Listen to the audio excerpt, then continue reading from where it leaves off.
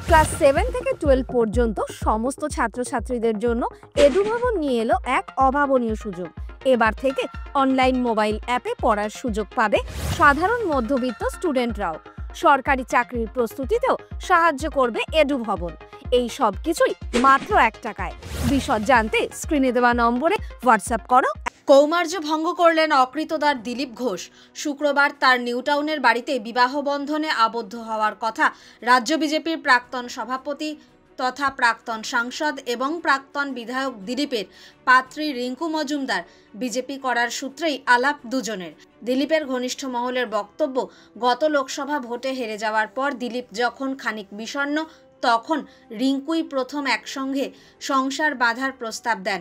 তিনি নাকি বলেছিলেন এখন তো তার সঙ্গে কেউ নেই, তিনি দিলীপের সঙ্গে থাকতে চান। দিলীপ প্রথমে রাজি না হলেও পরে ভেবেচিন্তে দেখে এবং তার মায়ের পীড়াপিড়িতে রাজি হন। কারণ 6 মাস আগেও তিনি সংসার ধর্ম পালনের কথা ভাবেননি, কিন্তু ধীরে ধীরে তিনিও বুঝতে পারেন জীবনের এই বৃত্তটিও পূর্ণ করতে হবে। কার্যত পাকা কথা নাকি হয় গত 3রা এপ্রিল ইডেনে আইপিএলে কেকেআরের ম্যাচ দেখতে দেখতে। ওই দিন ক্লাব হাউসের 11 নম্বর বক্সে বসে খেলা দেখেন দিলীপ, তার হবু স্ত্রী এবং হবু শ্বশুরবাড়ির লোকেরা।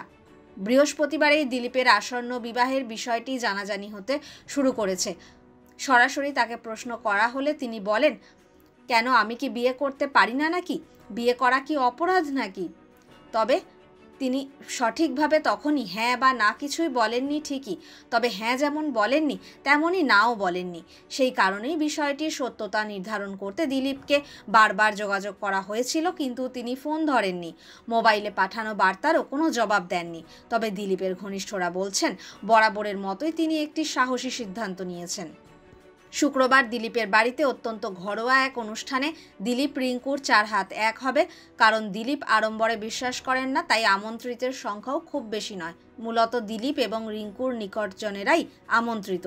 রিঙ্কু বিবাহ বিচ্ছিন্না, গৃহবধূ, এক পুত্রের জননী। তার ছেলে সেক্টর 5-এ তথ্য প্রযুক্তি ক্ষেত্রে কর্মরত। ঘটনাচক্রে ইডেনের বক্সে রিঙ্কু পুত্রও ছিলেন 3রা এপ্রিল।